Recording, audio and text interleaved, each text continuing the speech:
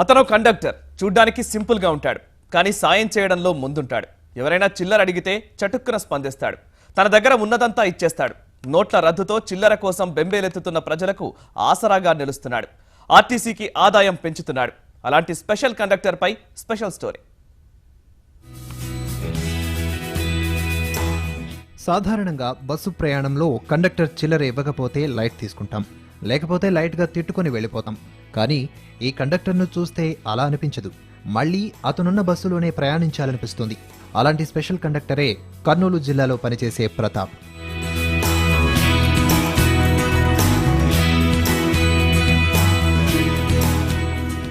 పంతొమ్మిది 1989లో ఆర్టీసీలో కండక్టర్గా చేరాడు ప్రతాప్.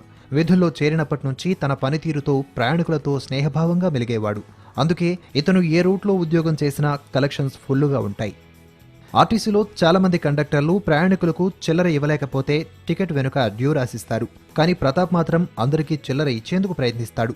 కొన్నిసార్లు డబ్బులు లేని పరిస్థితుల్లో ఆ రూట్లో తిరిగే దుకాణాల వద్ద ఆపి మరీ చిల్లర తీసుకుని ప్రయాణికులకు అందచేయటం అలవాటు చేసుకున్నాడు.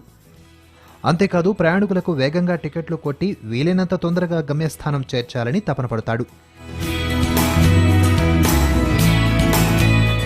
ఇతని ఆహార్యం కూడా స్పెషల్గా ఉంటుంది. 6 పాకెట్ షర్ట్తో కనిపిస్తాడు. 6 జేబులు ఎందుకని ప్రశ్నిస్తే ప్రయాణికులకు తొందరగా చిల్లర ఇవ్వాలి కదా అంటాడు. వృత్తి పట్ల అంకిత భావం ఉంది కాబట్టి ప్రతాప్ను ప్రయాణికులు అభిమానిస్తున్నారు. అధికారులు ప్రశంసా పత్రాలతో గౌరవిస్తున్నారు.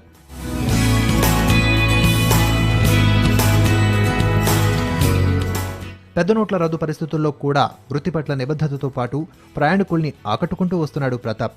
500, 1000 రూపాయల నోట్లను స్వీకరిస్తూ ప్రయాణికులకు చిల్లర కొరత లేకుండా చేస్తున్నాడు. ఇతని సేవలను గుర్తించిన ఆర్టీసీ డిపో నుంచి ఎక్కువ మొత్తం చిల్లర తీసుకెళ్లేందుకు స్పెషల్ పర్మిషన్ ఇచ్చింది. ఆర్టీసీ ఇచ్చిన ఆఫర్ను దుర్వినియోగపరచకుండా ఆదాయాన్ని పెంచుతున్నాడు ప్రతాప్. తనను ఏ డిపోకు ట్రాన్స్ఫర్ చేసినా, కలెక్షన్ లేని రూట్లలో డ్యూటీకి వేసినా కలెక్షన్ రాబట్టడమే కాదు, ఆ రూట్లో సక్సెస్ఫుల్ కండక్టర్గా నిలిచి ఆర్టీసీలో రికార్డు సృష్టించడం అతనికి పరిపాటి.